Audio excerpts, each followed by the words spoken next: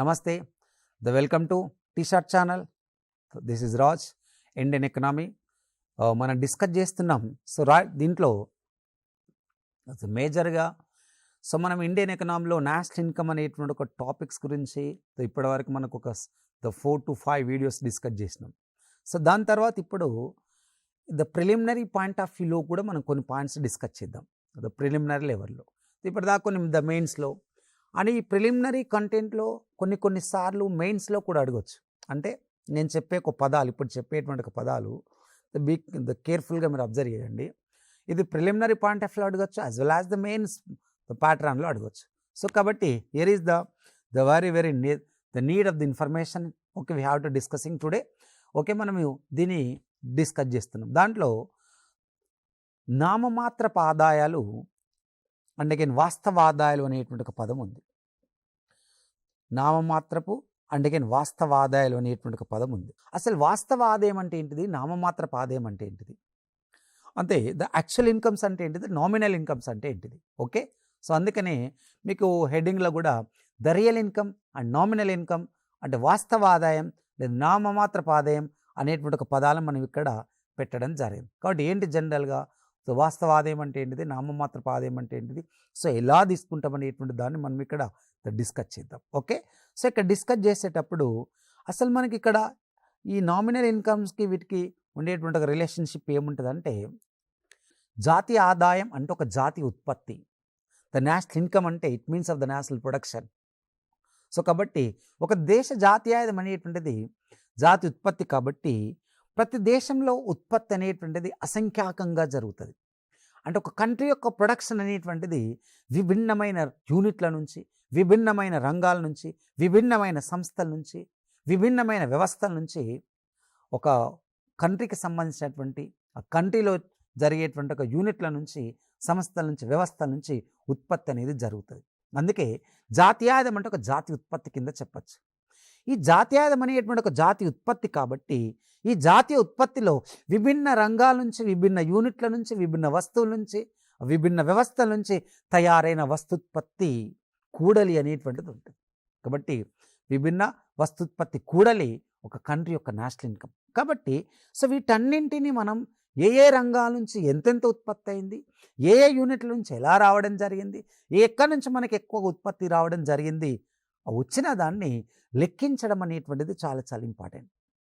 వచ్చిన దాన్ని లెక్కించడం అనేటువంటిది చాలా చాలా ఇంపార్టెంట్. కాబట్టి ఈ లెక్కింపు బేస్ చేసుకునేటప్పుడు వివిధ రంగాల యొక్క ఆదాయాలను ఒక ద్రవ్య రూపంలో కలిపి మనం లెక్కిస్తాం. ద్రవ్య రూపంలో జనరల్గా లెక్కించడం జరుగుతుంది. అయితే తయారు చేసిన వస్తుత్పత్తి లేదా ఉత్పత్తి అయినటువంటి ఒక వస్తువు, మొత్తం ఉత్పత్తి అయినటువంటి వస్తు సేవల ఉత్పత్తి వాస్తవ వస్తుత్పత్తి జరిగిందా లేదా ధరల పెరుగుదల ప్రభావం వల్ల జరిగిందా అనేటువంటిది ఇంపార్టెంట్.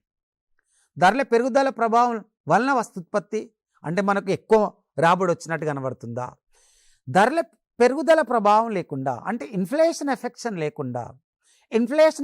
లేకుండా ధరల పెరుగుదల ప్రభావం లేకుండా ఎక్కువ వస్తుత్పత్తి జరిగిందా అనేది ఇంపార్టెంట్. కాబట్టి అందుకని ఎప్పుడైనా కూడా ఒక దేశ వస్తుత్పత్తి మీదనే ఆ కంట్రీ యొక్క ప్రోగ్రెస్ అనేది డిపెండ్ అయి ఉంటుంది. కాబట్టి ఒక కంట్రీ యొక్క జాతీయోత్పత్తి వస్తు సేవల ఉత్పత్తి మీదనే ఆధారపడి ఉంటుంది. కాబట్టి ఈ వస్తు సేవల ఉత్పత్తి అనేటువంటిది మేజర్గా ఏం చేయడం జరుగుతుంది, వాస్తవ ఉత్పత్తిని తెలుసుకోవడానికి లేదా ధరల పెరుగుదల ద్వారా ఉత్పత్తి జరిగిందని తెలుసుకోవడానికి ఒక దేశానికి వచ్చినటువంటి ఆదాయాన్ని 2 రకాల ధరల ప్రకారం లెక్కిస్తారు. ఆ 2 రకాల ధరల్ని బేస్ చేసుకొని ప్రస్తుత ధరల ప్రకారం ఆదాయం అనొక పదాన్ని వాడినాం.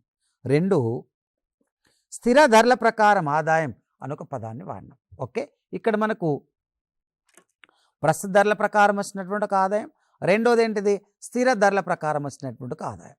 ప్రస్తుత ధరల ప్రకారం వచ్చినటువంటి ఆదాయం అంటే ఏంటిది మనం ఇక్కడ డిస్కస్ చేద్దాం. ఇక్కడ ప్రస్తుత ధరల ప్రకారం వచ్చినటువంటి ఒక ఆదాయం అంటే ఏంటిది, ఎలా తీసుకుంటామంటే ఒక దేశంలో తయారైన అంతిమ వస్తు సేవల విలువను ఎప్పుడైనా ద్రవ్య రూపంలోనే లెక్కిస్తాం. ఆ ద్రవ్య రూపంలో లెక్కించేటప్పుడు ద్రవ్య రూపంలో అంటే తయారైన వస్తువులను ధరల రూపంలో లెక్కిస్తాం. ధరలు, ద ప్రైసెస్. ప్రస్తుత ధరలు అంటే ప్రస్తుత సంవత్సరం, ఏ సంవత్సరంలో అయితే ఏ ఆర్థిక సంవత్సరంలో అయితే ఉంటుందో ఆ ఆర్థిక సంవత్సరం యొక్క ధరల ప్రకారం లెక్కించడాన్నే ప్రస్తుత సంవత్సర ధరల ప్రకారం లెక్కించడం అంటాం. కాబట్టి ఇక్కడ ప్రస్తుత ధరలు అంటే ఏమన్నట్టు, ఎగ్జాంపుల్ టుడే ఇండియన్ ఎకనామీని కన్సిడర్ చేస్తే 2021-22 లాస్ట్ ఆర్థిక సంవత్సరం, ప్రస్తుత ఆర్థిక సంవత్సరం 2022-2023. ఇప్పుడు the present of financial year is running.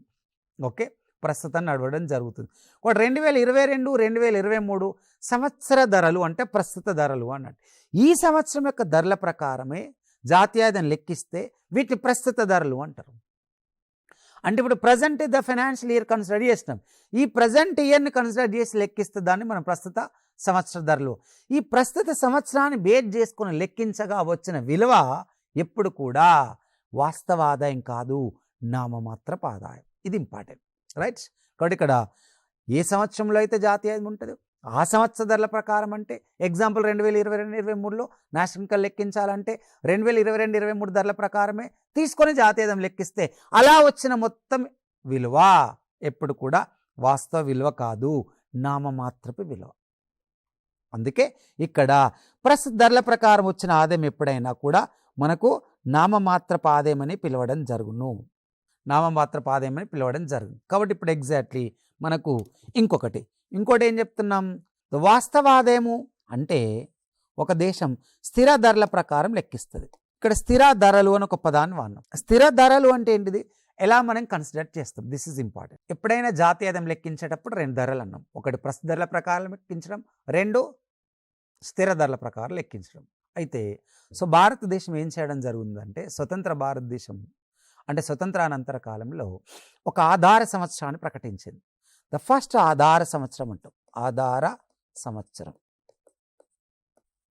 మొదటి ఆధార సంవత్సరం 1948-49 ద ఫస్ట్ ఆధార సంవత్సరం అంటాం. This is the first base year. And 1960-61 రెండోది, 70-71 3, 80-81 4, ఓకే, 93-94, దాని తర్వాత 2000-2001, 99-2000, 2004-5 అండ్ అగైన్ ప్రస్తుతం 2011-12. కాబట్టి ఇప్పుడు ఏ ఆధార సంవత్సరంలో ఉన్నది, మనం ఎక్కడున్నాం, 2010. ఈ 2011-12 సంవత్సరాన్ని ఆధార సంవత్సరం అంటాం. ఈ ఆధార సంవత్సరం ప్రకారం లెక్కించడం అనేది స్థిర ధరలు అన్నట్టు, ఫిక్స్డ్ ప్రైసెస్ అన్నట్టు. కాబట్టి ఇప్పుడు ఏ స్థిర ధరలలో ఉన్నాం, ఏ ఆధార సంవత్సర ధరల్లో ఉన్నాం, 2011-12 అన్నట్టు. అయితే జాతీయాదాయం లెక్కించేటప్పుడు 2 రకాల ధరల ప్రకారం లెక్కిస్తున్నాం. ఒకటి ప్రస్తుత సంవత్సర ధరలు, 2 ఆధార సంవత్సర ధరలు. ఆధార సంవత్సర ధరల ప్రకారం లెక్కించడం అంటే స్థిర ధరల్లో లెక్కించడము అన్నట్టు. కాబట్టి ఆధార సంవత్సర ధరలు లేదా స్థిర ధరల ప్రకారం లెక్కించగా వచ్చిన ఆదాయం వాస్తవ ఆదాయము.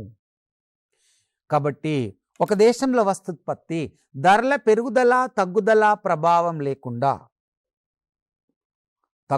పెరుగుదల ప్రభావం లేకుండా ఉన్న సంవత్సరాన్ని ప్రభుత్వం, కేంద్ర ప్రభుత్వం ఆధీనంలో ఉండేటువంటి సంస్థలు తీసుకొని దాని ఆధార సంవత్సరంగా డిసైడ్ చేసిన తర్వాత ఆ ఆధార సంవత్సర ప్రకారం లెక్కించగా వచ్చిన విలువనే వాస్తవ ఆదాయం, దాన్నే స్థిర ధరల ప్రకారం ఆదాయం అని పిలుస్తాం. కాబట్టి ఇక్కడ ద వాస్తవ ఆదాయం and again the nominal income. కాబట్టి ఇప్పుడు మనం ఏ ఆధార సంవత్సరంలో ఉన్నాం, 2011-12 అనేటువంటి ఆధార సంవత్సరంలో ఉన్నాం.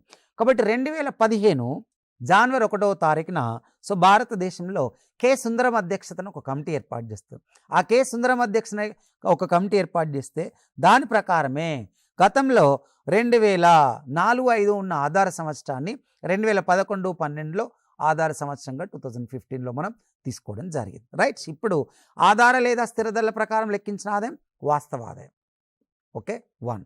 అనగా ప్రస్తుత ధరల ప్రకారం లెక్కించగా వచ్చినటువంటి ఆదాయం ఎప్పుడు నామమాత్రపు ఆదాయం, ఓకే, రైట్? ఇప్పుడు ఎగ్జాక్ట్లీ మనకు ఇవంటి ఏంటిదో జనరల్గా తెలిసింది. దాని తర్వాత ఇంకొక కంటెంట్ డిస్కస్ చేద్దాం. ఇది ప్రిలిమినరీలో కావచ్చు, మెయిన్స్లో కావచ్చు. ఇదేంటిది, జాతీయ ఆదాయ గణనలో మార్పులు అనేటువంటిది. జాతీయ ఆదాయ గణనలో మార్పులు. ఏం తీసుకోవడం జరిగింది జాతీయ ఆదాయ గణనలో? This is very very important as well preliminary as well as the mains. జాతీయ ఆదాయ గణనలో ఎలాంటి సంస్కరణలు చేపట్టడం, ఎలాంటి మార్పులు కాస్త చేపట్టడం జరిగింది అనేటువంటిది ఇంపార్టెంట్. ఇక్కడ ఇప్పుడు భారతదేశంలో ద జీడిపిఎంపీ ఎట్ కాన్స్టాంట్ ప్రైసెస్ అనేటువంటి ఒక పదాన్ని మనకి ఇక్కడ క్లియర్గా డిస్కస్ చేయడం జరిగింది. ఈ జీడిపిఎంపీ ఎట్ కాన్స్టాంట్ ప్రైసెస్ అనే ఒక పదం, రెండోది ఎన్ఎన్పిఎఫ్సి ఎట్ కాన్స్టాంట్ ప్రైసెస్.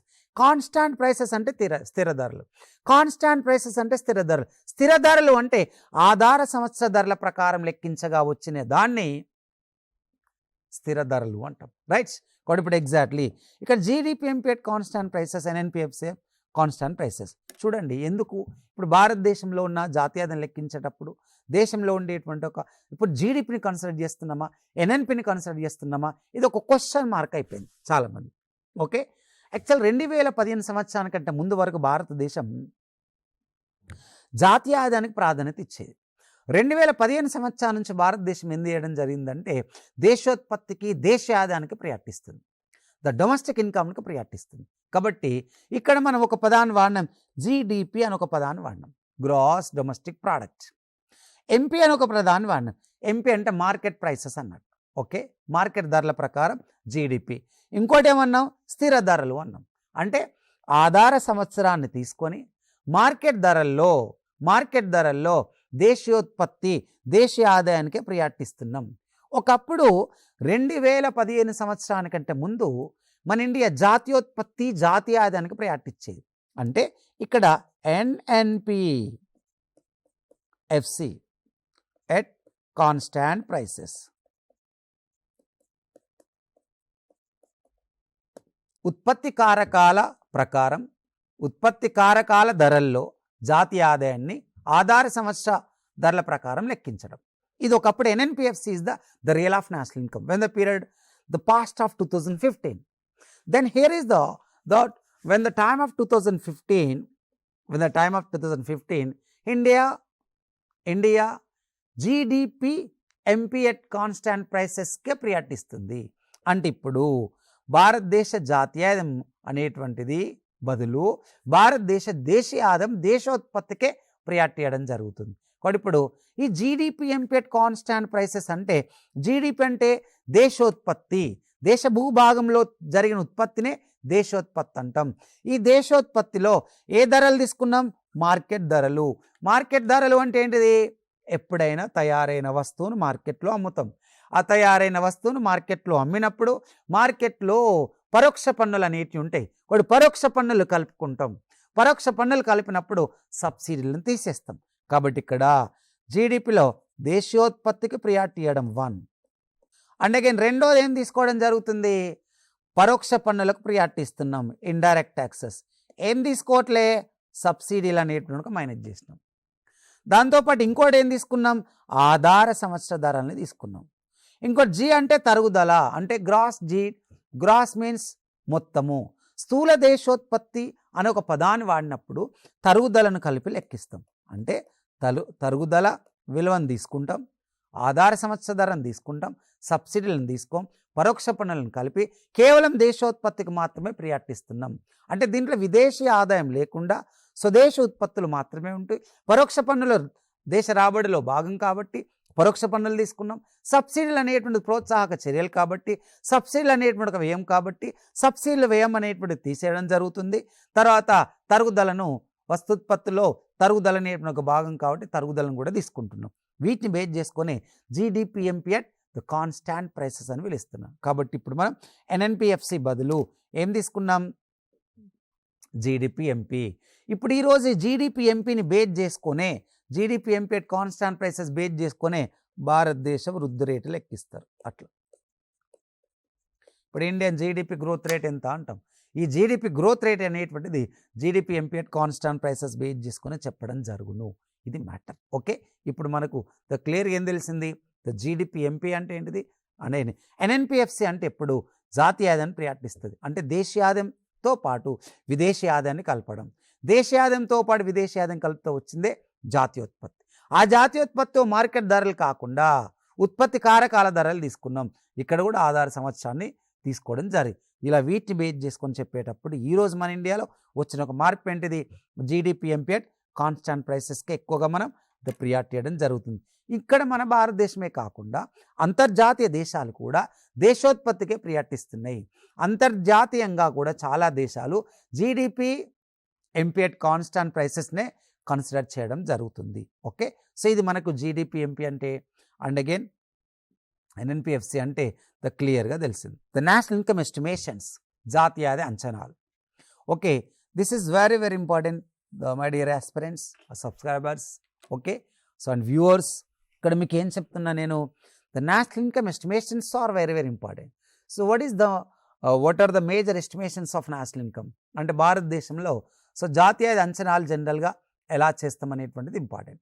ఇక్కడ మనకు నేషనల్ ఇన్కమ్ ఎస్టిమేషన్స్ ఎలా చేయడం జరుగుతుంటుంది అనేటువంటి దాన్ని మనం ఇక్కడ కన్సిడర్ చేస్తే జాతీయ అంచనాలు అంటే ఏంటిది, ఎలా ఉంటాయి. ఓకే, ఇక్కడ ఒక దేశ జాతీయాదం అనేటువంటి దేశ పురోగతికి నాంది, దేశ ప్రగతికి అనేటువంటిది నాంది. This is important. ఒక దేశ జాతీయాదం ఆ దేశ పురోగతికి నాంది. దేశ తలసరి ఆదాయం అనేది ప్రజల యొక్క జీవన ప్రమాణ స్థాయిల గురించి డిస్కస్ చేస్తుంది. Okay, the standard of living గురించి జనరల్గా పర్ క్యాపిటల్ ఇన్కమ్ చెప్పడం జరుగుతుంది. ఇక్కడ మనకు national income, per capital income అనేటువంటి పదాలను క్లియర్గా మనం డిస్కస్ చేస్తున్నాం. ఈ జాతీయ అంచనాలను తీసుకునేటప్పుడు ప్రతి సంవత్సరం ఉత్పత్తి అవుతున్న వస్తు సేవల గురించి తెలియజేసేది జాతీయ అంచనాలు. ప్రతి సంవత్సరం వస్తు సేవల ఉత్పత్తి గురించి తెలియజేసేది మనకు జాతీయ అంచనాలు. ఈ జాతీయ ఆదాయ అంచనాలలో ఇండిపెండెన్స్ కంటే బిఫోర్, స్వతంత్రానికంటే ముందు భారతదేశంలో జాతీయ ఆదాయాన్ని అంచనా వేసేది. స్వతంత్రం తర్వాత కూడా భారతదేశంలో జాతీయ ఆదాయాన్ని అంచనా వేయడం జరిగింది. ఇక్కడ the past independence, the post of independence. స్వతంత్రానికంటే ముందు భారతదేశంలో జాతీయ ఆదాయాన్ని అంచనా వేసిన మొదటి భారతీయుడే దాదాబాయి నౌరోజీ. దాదాబాయి నౌరోజీ మనందరికీ తెలుసు భారతదేశంలో. ఓకే, బెస్ట్ ఫిలాసఫర్, స్వతంత్ర సమరయోధుడు, ఇండియన్ నేషనల్ కాంగ్రెస్ను స్థాపించినప్పుడు కూడా ఒక సభ్యులలో ఒక వ్యక్తి. ఓకే, సో ఇలా ఈయన చాలా సంఘ సంస్కర్త, చాలా మనకి తన గురించి తెలుసు చరిత్రలో.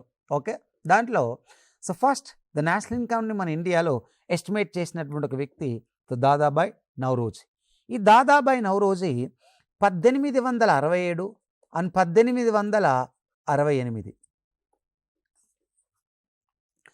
1867-1868 ప్రైసెస్ బేస్ చేసుకొని ఆ సంవత్సర ధరలను బేస్ చేసుకొని జాతీయ ఆదాయాన్ని అంచనా వేసింది. వాటిని బేస్ చేసుకొని జాతీయ ఆదాయాన్ని అంచనా వేసేటప్పుడు ఒక బుక్ రాసింది, the poverty and British rule in India. The poverty and British rule in India అని ఒక గ్రంథ రూపంలో నేషనల్ ఇన్కమ్ అనేటువంటిది ఎస్టిమేట్ చేసింది. ఈ ఎస్టిమేట్ చేసేటప్పుడు దాదాబాయి నౌరోజీ ఇండియాలో ఫస్ట్ జాతీయ ఆదాయాన్ని అంచనా వేసిన భారతీయుడు, ద ఫస్ట్ పావర్టీని అంచనా వేసినటువంటి ఒక భారతీయుడు, అండ్ ఫస్ట్ పాపులేషన్ కూడా అంచనా వేసినటువంటి వ్యక్తి కూడా Dadabhai. So this kind of the information as example of preliminary contents. Okay, ఇవి ప్రిలిమినరీలో మనకు జనరల్గా క్వశ్చన్స్ అడగడానికి ఆస్కారం ఉంటుంది. ఎవరు జాతీయ ఆదాయాన్ని ఎవరు మొదటిసారిగా అంచనా వేశారు, తన పుస్తకం అంటే ఏంటిది, ఏ సంవత్సర ధరల ప్రకారం అంచనా వేసిండు, తన జాతీయ ఆదాయం అంచనా వేస్తే మొత్తం ఎంత ఉండడం జరిగింది అనేటువంటి జనరల్గా కనబడుతుంటాయి.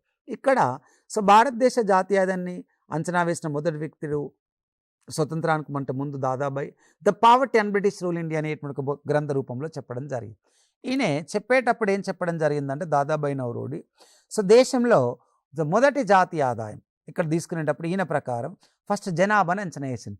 ఆ జనాభా ఎంత అంటే 17 కోట్ల మంది ఉన్నారు. అంటే నేను మొత్తం తీసుకున్న జాతీయ ఆదాయం 340 కోట్లు. ఆ దేశ ఆదాయాన్ని దేశ ప్రజలతో డివైడ్ చేస్తే వచ్చేదే తలసరి ఆదాయం. ఈయన ప్రకారం మొత్తం తలసరి ఆదాయం 20 రూపాయలు. కాబట్టి అప్పుడు ఫస్ట్ జాతీయ ఆదాయం 340 crores, first per capital income 20 rupees. 20 రూపాయలను ఒక రోజుగా డివైడ్ చేస్తే ఒక్కొక్క వ్యక్తి 5 పైసలు కూడా ఖర్చు పెట్టలేడు.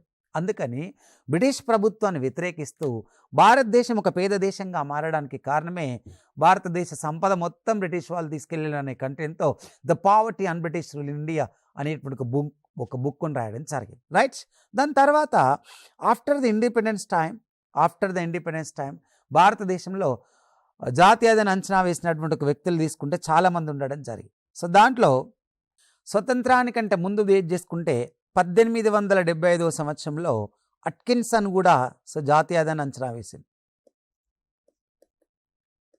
Atkinson and again 1882 Baring and Davidson,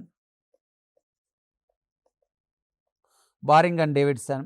1898 William Digby, 1808 William Digby. Okay, so తను కూడా మనకి 1898లో. And 1901 Lord's Curzon. 1901 సంవత్సరంలో లార్డ్ కర్జన్ అంచనా వేసిండు. అండ్ అగైన్ 1921-22లో షా అండ్ కంబట్టా వాళ్ళు కూడా జాతీయాదాన్ని అంచనా వేయడం జరిగింది. ఓకే, సో రైట్, వీళ్ళు సో భారతదేశంలో జాతీయాదాన్ని అంచనా వేశారు. వీళ్ళే కాకుండా భారతదేశంలో సో జాతీయాదాన్ని అంచనా వేసినటువంటి ఒక వ్యక్తులలో తీసుకుంటే ఆర్సి దేశాయ్ కూడా the consumer expenditure of India the consumer expenditure India అనేటువంటి ఒక బుక్ రూపంలో కూడా ఆర్సి దేశాయ్ సో జాతీయాదాన్ని అంచనా వేయడం జరిగింది. ఓకే, సో దాని తర్వాత వీళ్ళందరూ జాతీయాదాన్ని అంచనా వేశారు స్వతంత్రానికంటే ముందు. బట్ ఎవరు కూడా ఒక టెక్నికల్ కంటెంట్లో ఎవరు కూడా అంచనా వేయలేదు. ఒక టెక్నికల్ కంటెంట్లు అంటే ఒక శాస్త్రీయబద్ధమైనటువంటి ఒక దృక్పథంతో సో వాస్తవానికి భారతదేశంలో జాతీయాదాన్ని అంచనా వేయలేదు. భారతదేశంలో జాతీయాదాన్ని అంచనా వేయలేదు కాబట్టి మన ఇండియాలో స్వతంత్రానికంటే ముందు ఒక శాస్త్రీయబద్ధంగా జాతీయాదాన్ని అంచనా వేసినటువంటి ఒక వ్యక్తి VKRV Rao. Okay, VKRV Rao Vijendra Kasturi Rangavardha Rajarao. Vijayendra Kasturi Rangavardha Rajarao means the VKRV Rao. ఈ వికేఆర్వి రావు సో జాతీయాదాన్ని ఒక శాస్త్రీయంగా సో ఇండియాలో అంచనా వేయడం జరిగింది. ఇలా శాస్త్రీయంగా జాతీయాదాన్ని స్వతంత్రానికంటే ముందే భారతదేశంలో ఇతను అంచనా వేయడం జరిగింది. బ్రిటిష్ ఇండియాస్ నేషనల్ ఇన్కమ్ అనేటువంటి ఒక బుక్ రాసిస్తాడు. British India's national income. ఈ బ్రిటిష్ ఇండియాస్ నేషనల్ ఇన్కమ్ అనేటువంటి ఒక బుక్ రూపంలో సో ఈయనే స్వతంత్రానికంటే ముందు ఒక శాస్త్రీయమైన దృక్పథంతో జాతీయాదాన్ని అంచనా వేసింది. ఈ వికేఆర్వి రావు అంచనా వేసిన జాతీయాదాయ పద్ధతులే ఈరోజు కూడా భారతదేశంతో ఫాలో కావడం జరుగుతుంది. ఈయన ఎలా అంచనా వేసిన అనేటువంటి ఒక జనరల్గా ఇక్కడ చూద్దాం. ఈయన ఎలా అంటే జాతీయాదాన్ని అంచనా వేసేటప్పుడు భారతదేశంలో ఉన్న మొత్తం రంగాలను ఒక 2 రకాలుగా విడగొట్టింది. 2 రకాలు అంటే ఒకటి class 1 and again class 2 sectors అన్నాడు. క్లాస్ 1 సెక్టార్లో వ్యవసాయము, వ్యవసాయ అనుబంధ రంగాలు, గనులు లాంటివి తీసుకున్నాడు. అండ్ క్లాస్ 2ను వ్యవసాయ రంగం, క్లాస్ 1లో వ్యవసాయ రంగం, క్లాస్ 2ను కార్పొరేట్ అన్నాడు. ఆ కార్పొరేట్లో సేవల రంగంతో పాటు పారిశ్రామిక రంగంలో ఉన్న కొన్ని అంశాలను తీసుకోవడం జరిగింది. ఒకటి వ్యవసాయం అంటే క్లాస్ 1 తరగతి నుంచి వచ్చిన ఆదాయం, క్లాస్ 2 నుంచి వచ్చినటువంటి ఆదాయం, 2 ఆదాయాలు కలుపుతారు. 2 ఆదాయాలు కలుపుతాడు. ఎప్పుడైతే క్లాస్ 1, క్లాస్ 2 2 ఆదాయాలను ఎప్పుడైతే కలపడం జరిగిందో ఈ కలిపిన తర్వాత విదేశాల నుంచి వచ్చేటువంటి ఒక నికర విదేశకారక ఆదాయాన్ని కూడా తీసుకున్నాడు. అంటే క్లాస్ 1 అంటే వ్యవసాయ అనుబంధ రంగాలు, క్లాస్ 2 కొన్ని నిర్మాణ రంగం, తయారీ రంగం, సేవల రంగం. కాబట్టి ఇట్లా క్లాస్ 1 నుంచి వచ్చిన ఆదాయం, క్లాస్ 2 నుంచి వచ్చిన ఆదాయం 2 తీసుకొని ఆ విదేశాల నుంచి వచ్చినటువంటి ఒక ఆదాయాన్ని కూడా తీసుకొని అలా విదేశీ ఆదాయాన్ని కూడా కలపడం జరిగింది. ఈ విదేశీ ఆదాయానికి స్వదేశీ ఆదాయం కలపడం వలన వచ్చేదాన్ని మనం జాతీయ ఆదాయం అంటాం. కాబట్టి ఇక్కడ ఈ జాతీయ ఆదాయంలో ముడి పదార్థాలు ఏవైతే ఉంటాయో అంటే మధ్యంతర వస్తు విలువను తీసేసి అంత్య వస్తు విలువగా తీసుకున్నాడు. దీని ప్రకారం ఈయనే జాతీయ ఆదాయాన్ని అంచనా వేసేటప్పుడు వికేఆర్వి రావు క్లాస్ 1 అంటే వ్యవసాయనుబంధ రంగాలు, క్లాస్ 2 అంటే పారిశ్రామిక సేవా రంగాలు తీసుకొని దాంతో నికర విదేశీ ఆదాయాన్ని కలిపి అటు జాతీయ ఆదాయంగా తీసుకున్నాడు. ఈయన ప్రకారం భారతదేశంలో జాతీయ ఆదాయం స్వతంత్రం కంటే ముందు 1689 కోట్ల రూపాయలు, 1689 crores, 1689 కోట్ల రూపాయలు అయితే తలసరి ఆదాయం పర్ క్యాపిటల్ ఇన్కమ్ అనేటువంటిది 62 రూపాయలు తీసుకున్నాడు. Per capital income 62 rupees. కాబట్టి national income 1689 and per capital income 62. ఈయన ఇండియాలో ద నేషనల్ ఇన్కమ్ని అంచనా వేస్తే ఈ అంచనా వేసినటువంటి దాంట్లో తీసుకుంటే ఒక టెక్నికల్ కంటెంట్తో నేషనల్ ఇన్కమ్ ఎస్టిమేట్ చేసినటువంటి ఒక పర్సన్ వికేఆర్వి రావు భారతదేశంలో శాస్త్రీయబద్ధంగా అంచనా వేసింది. స్వతంత్రానికంటే ముందు తీసుకుంటే దాదాబాయి నవరోజ్. రైట్. దాని తర్వాత నెక్స్ట్ స్వతంత్ర భారతదేశంలో జాతీయ అంచనాల కమిటీ అనేటువంటిది స్టార్ట్ అయింది. అంటే మనకు 1947లో ఇండిపెండెన్స్ వచ్చిన తర్వాత 1949వ సంవత్సరంలో 1949వ సంవత్సరంలో జాతీయ అంచనా కమిటీలో హై పవర్డ్ ఎక్స్పర్ట్ కమిటీని ఏర్పాటు చేశారు. High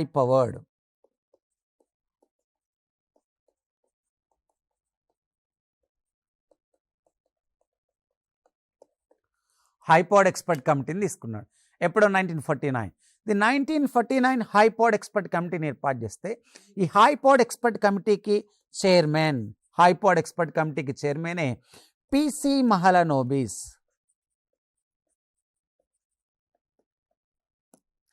PC Mahalanobis the national income estimation committee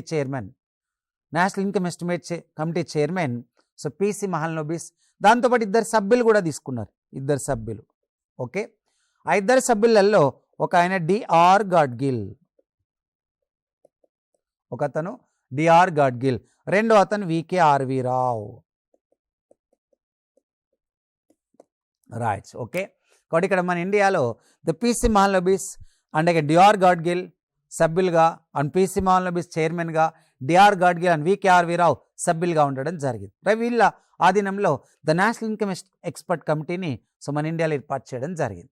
ఈ నేషనల్ ఇన్కమ్ ఎక్స్పర్ట్ కమిటీని ఏర్పాటు చేసిన తర్వాత మన ఇండియాలో జాతీయ ఆదాయాన్ని లెక్కించడానికి, అంచనా వేయడానికి కొంతమంది విదేశీ ఎక్స్పర్ట్స్ ఆఫ్ ఎకానమిస్టులు అంటే ఎకానమిస్టులు కూడా కొంతమంది అడ్వైజర్లుగా ఉన్నారు.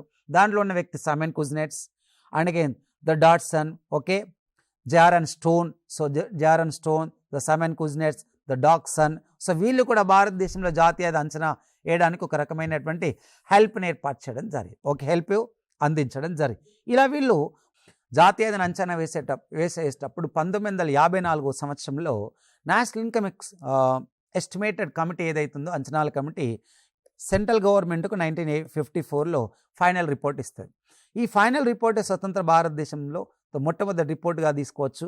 ఈ రిపోర్ట్ ప్రకారం భారతదేశంలో 8,710 crores అనేది 8,710 కోట్ల రూపాయలు ఫస్ట్ నేషనల్ ఇన్కమ్ ఉంటే 225 రూపాయలు అనేటువంటిది తలసరి ఆదాయంగా ఉంది. ఓకే, 225 రూపీస్ అనేటువంటిది తలసరి ఆదాయంగా ఉండడం జరిగింది.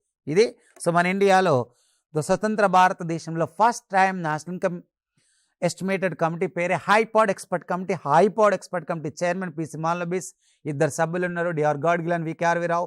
దీనికి అడ్వైజ్ ఇచ్చినటువంటి వాళ్ళే Simon Kuznets and the Dodson. Okay, so వీళ్ళు అంటే జార్క్ స్టోన్ వంటి వాళ్ళు అడ్వైజ్ ఇవ్వడం జరిగింది.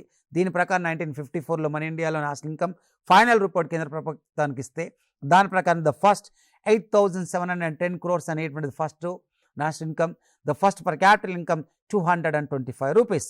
ఇది భారతదేశంలో సో జాతీయ ఆదాయ అంచనాల కమిటీ అనేటువంటిది మనం చెప్పడం జరిగింది. ఇది ద పాస్ట్ ఇండిపెండెన్స్ నుండి ద పోస్ట్ ఆఫ్ ఇండిపెండెన్స్ వరకు నేషనల్ ఇన్కమ్ ఎలా మనం అంచనా వేయడం జరిగింది. ఇది ప్రిలిమినరీ కంటెంట్లో మనకు ఎక్కువ క్వశ్చన్ అడగడానికి ఆస్కారం ఉంటుంది. సో మెయిన్స్లో కూడా అడుగుతుంది. భారతదేశ జాతీయ ప్రాధాన్యతలు చెప్తూ, భారతదేశ జాతీయత గురించి వివరిస్తూ, దాంతోపాటు వాస్తవ నామమాత్రపు ఆదాయాలకు మధ్య తేడాలను రాయండి అని అంటాడు. అందుకే ఫస్ట్ నేనేం చెప్పిన నామినల్ ఇన్కమ్ అంటే, ద ఫిక్స్డ్ ప్రైసెస్ అంటే అండ్ కరెంట్ ప్రైసెస్ అంటే, సో వీటి గురించి మనం డిస్కస్ చేయడం జరిగింది. Okay guys, so thank you, నమస్తే.